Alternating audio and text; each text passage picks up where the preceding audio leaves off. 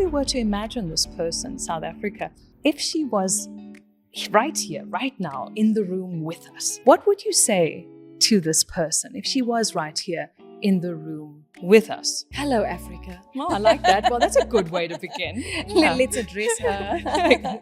Absolutely. And I love that she. She is a her, absolutely. Yeah. I like that, yeah. I guess the way that I would engage with Africa would be in line with the way I engage a leader.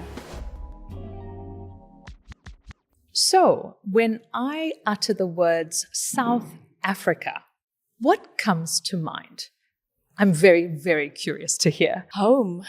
That's what South Africa is to me. And home, not just in the sense of where I'm located, it's a feeling.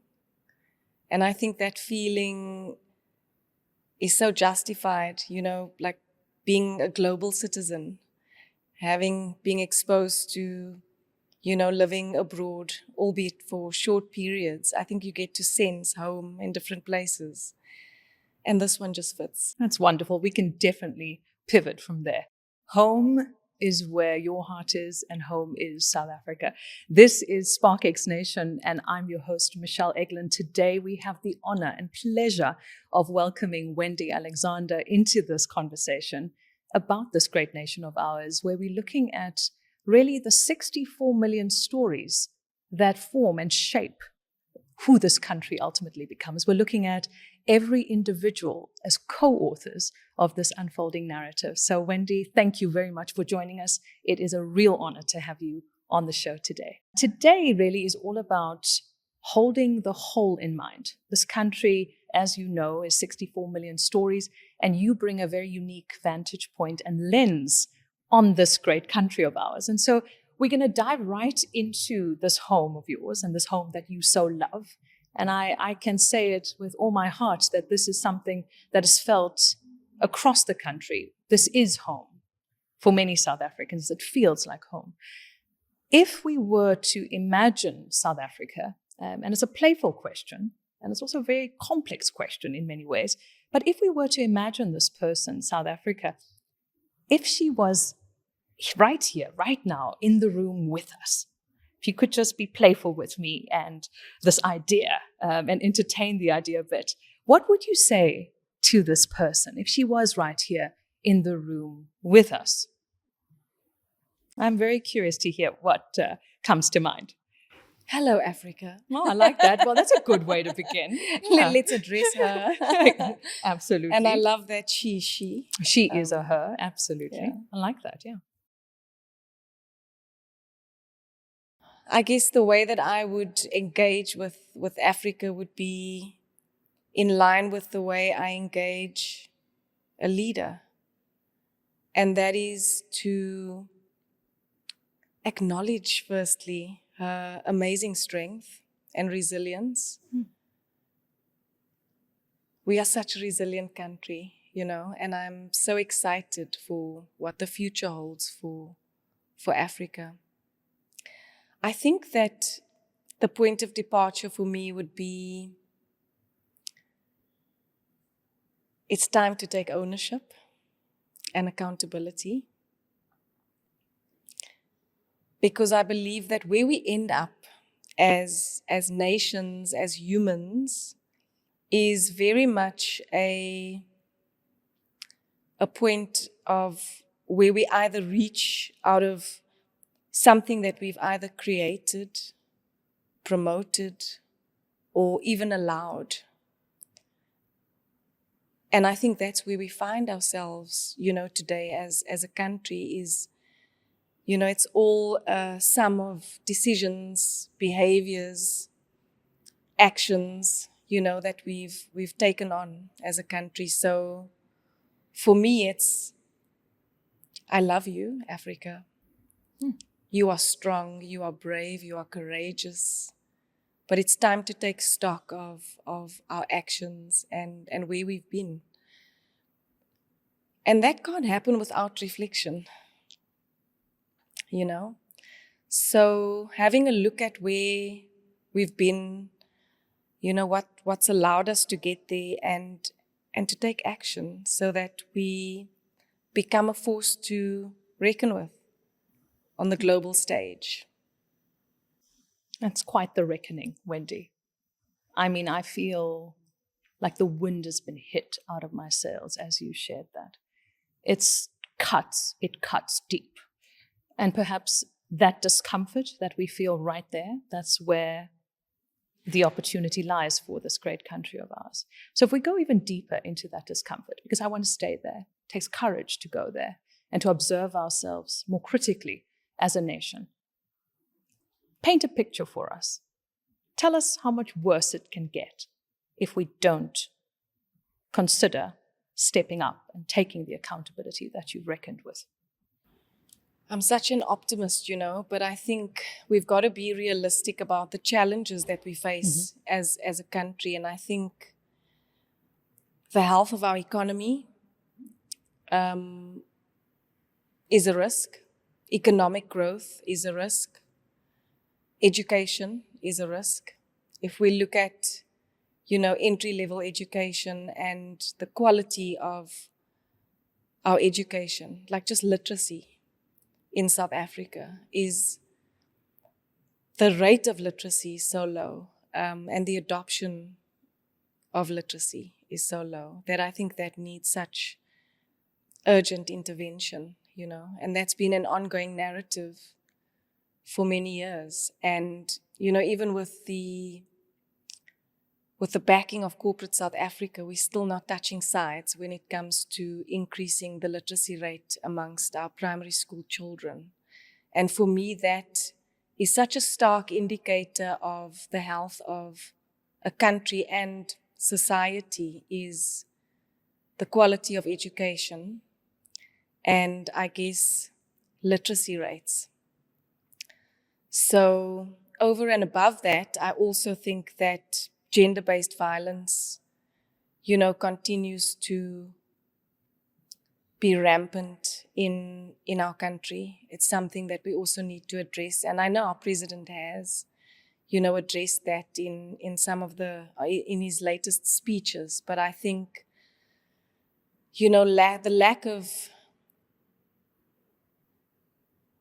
explicit plans and objectives to addressing these, issues in our country, the lack of those commitments, I guess, don't really demonstrate a promising future for us if we don't have enough systems and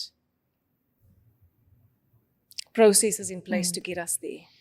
So what I'm hearing is, if we draw the conversation back to South Africa, right with us in the room, right here, right now, you are bearing witness to the great urgency that there is in this country.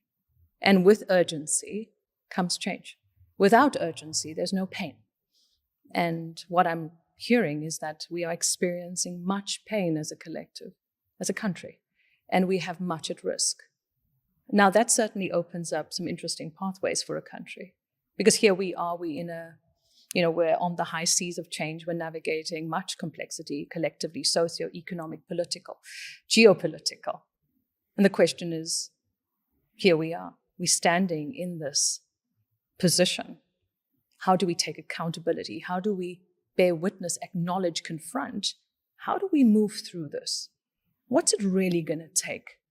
The reckoning is the first very brave and bold sort of start. And you've gone right in there.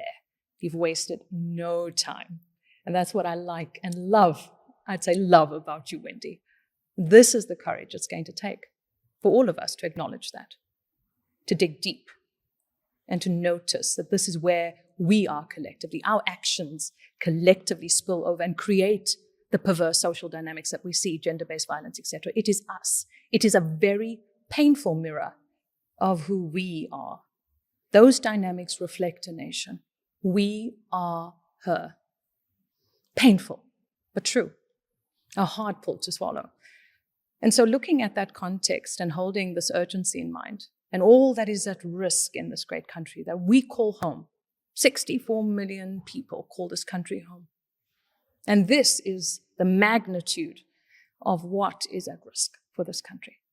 What then would you say to this dear South Africa of ours who is at risk? How would you walk alongside her in this moment?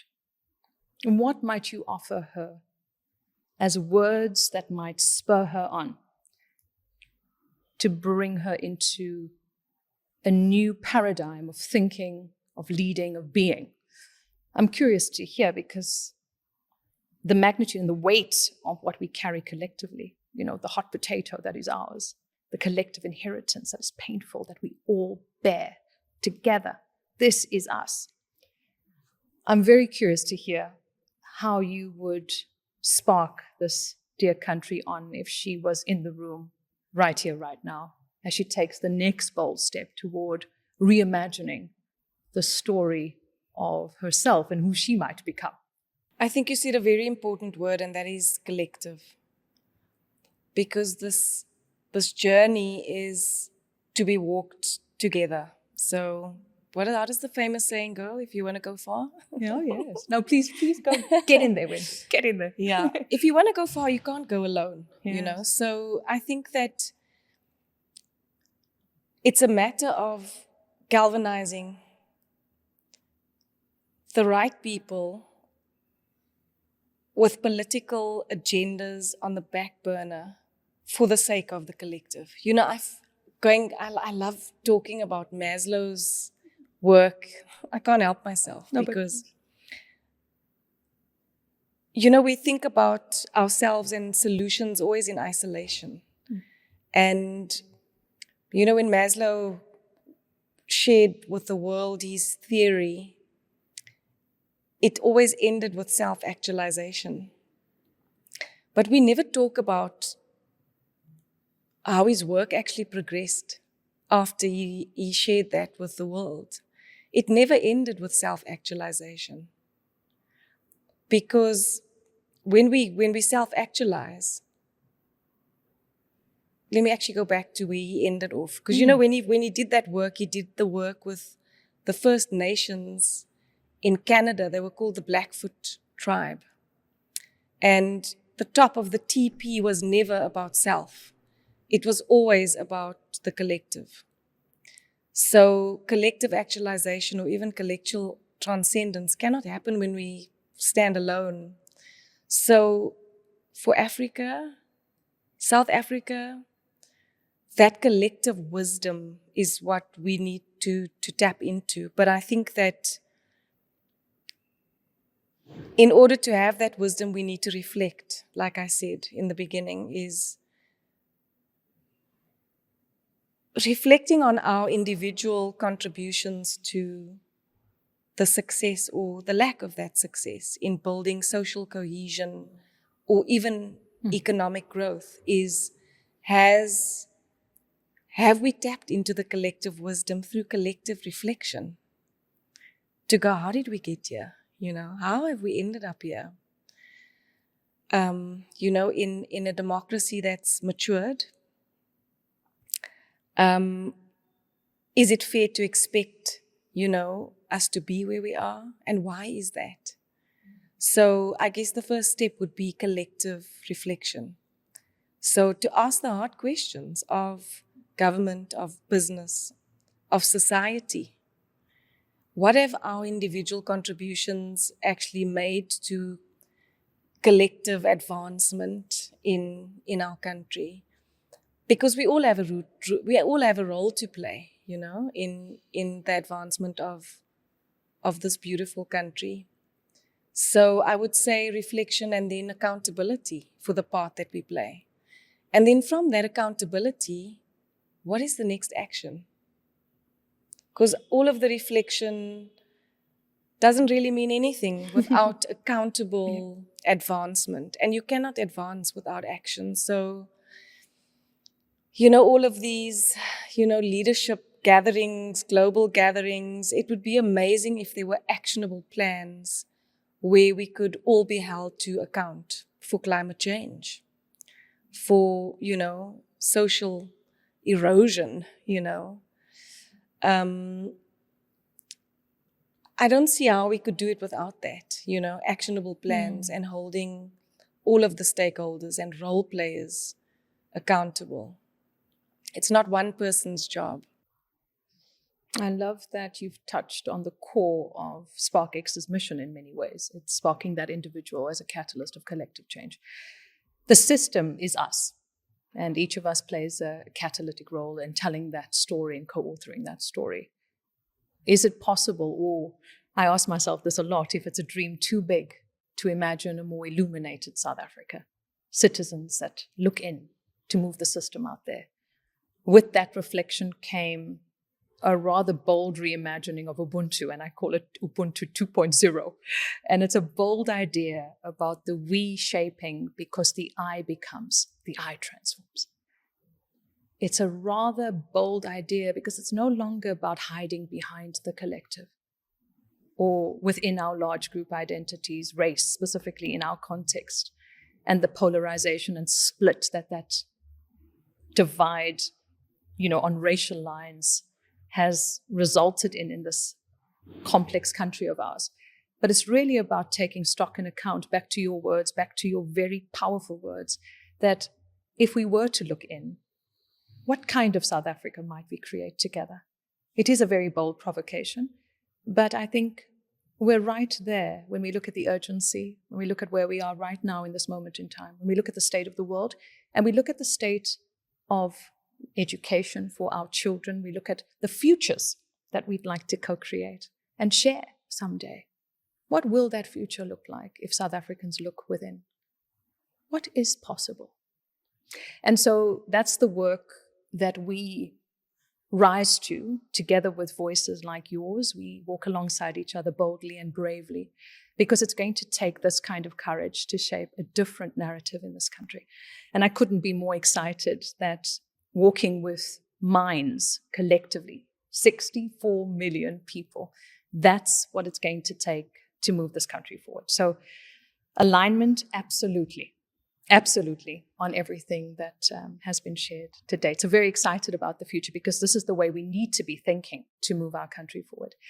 I'm going to take this conversation in a different direction, because I think we've spent a wonderful sort of amount of time reflecting on this great nation, what makes South Africa uniquely South Africa, what makes a home for us, and how we can reimagine the trajectory together. In closing, Wendy, I'd like to hear, the kind of South Africa you'd like to see in the next 10 years, taking into account your very specific notions around action, because I think it couldn't be better articulated, that reflection takes us so far. But then what kinds of actions do we need to take collectively to really move this country forward? What kind of South Africa would you like to see in 10 years? That's sort of where I think we'll leave the conversation. I love that question, because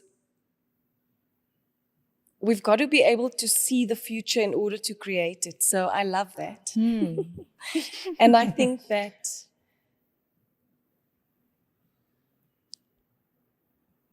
a future that I would be very happy to be proud of would be one where individuals shift out of the ways of thinking that keep us stuck in old ways of being. And for me, that means I'm obsessed with radical accountability at a human level. And when we consciously work on shifting the narrative around being at the receiving end of everything happening to us, where we actually step into creator mode as individuals, where we are crafting our future as citizens of South Africa.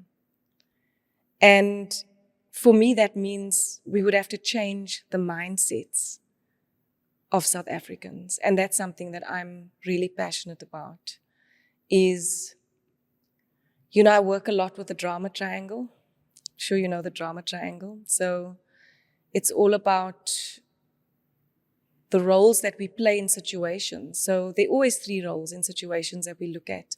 So movie scripts are written on the drama triangle very often.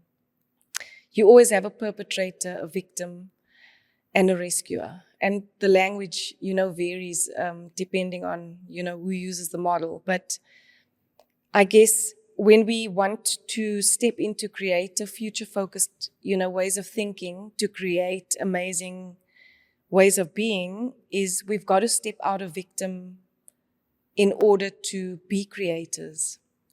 And, I'll never forget advice that was given to me when I moved to Cape Town. When I moved from Johannesburg 10 years ago, I was skeptical and I had fear that I wouldn't be welcomed in Cape Town. And, I got advice from an elder who said that he'd moved here as well, and he decided that he would not render himself a victim before he even arrived, and that he was going to be the author of his experience. And that is something that I was very deliberate about, was being the author of my own experience and almost loosening the shackles of the victim, mentality that I guess we all experienced, coming from disadvantaged backgrounds. And for me, that was empowering. And the distinction you've made between victimhood and being victimized is quite an interesting one, because choice becomes catalytic here. Yes. I think every human being, and perhaps this is the South African story in many ways, we've all suffered dearly, differently. Yes. And each been on the receiving end of a political reality that certainly, led to the complexities that we face today. Yes. But the question is, how do we choose to go forward? Yeah. Are we going to be victimized by this and choose victimhood? Or are we going to reimagine those realities and reframe them into more expansive ways of being and leading for this greater good? Much is at risk. And the question now is, now that we know, what will we do next? And I guess this is at the heart of every person's journey and working through their own complexity at the individual level, because we all spill over into the system. We're all shaping it, mostly unconsciously, but we certainly are playing a part in writing the story of who this country becomes. And so there's much work to do on the individual level around victimhood in particular, and the path that we're going to take individually. So there's much, much to do. At the same time, the compassion that's needed and the courage that's needed to bring into those realms is certainly going to be needed to walk alongside South Africans as we move productively forward. Because I think it is becoming apparent that we can't keep spinning regressively and compulsively, driven by those emotions that capture us. Yeah. I just want to add to that, though, because I think that there obviously has to be an acknowledgement of the pain. Absolutely. And the wounds are deep. So, I think that there's trauma, in South Africa because of our past. And we can never, ever deny those deep wounds because they are deep. But I think it's very tempting to stay in that sadness and in that grief. And how do we move ourselves forward, out of that? So acknowledging the pain, but focusing on the future, with optimism, with clarity, and most of all, with action. So it's really about it's about progression and who we want to be, and just in the victim versus the victor. You cannot be both. So that is why it's important for me, is because if you want to step into victory, if you're hanging on to being the victim, you make it a little bit difficult for that to actually happen. You've summed up in many ways the lived experience of many South Africans. You've touched a vein, and you've also spoken directly to their inner world experience, which is a complex terrain for many South Africans who struggle and are trying to make sense of those experiences 30 years on. So the past is certainly not dead in our context. It's very much alive, stirring and driving us in ways that are not productive for the whole. I love that you've brought that sense of bearing witness and acknowledging, but also thinking about how can we transform that experience? How might we transform that suffering and find new ways of making sense of that suffering to move us forward? How might that become the fuel? And perhaps this is the optimism that you mentioned. This is where that optimism intersects. Can we make meaning of our suffering? Can we truly make meaning of the suffering to move us forward? Nelson Mandela was that person to all of us. He was that lighthouse. He was the spark in many ways that showed us that meaning from suffering is possible. You've touched on accountability and being radically, taking that ownership. I think your voice has opened up quite a pathway for South Africans to think about their place in this evolving story. And you've given us all very, very much to think about, reflect on, and to dream about, because this country is home and this country is ours to shape. Thank you very, very much, Wendy, for joining us and bringing your love, your light, your warmth, your courage, and your compassion, and most of all, for showing us exactly what's at risk and what we're truly fighting for in this great nation of ours. Thank you so much for joining us, Wendy. Thank you.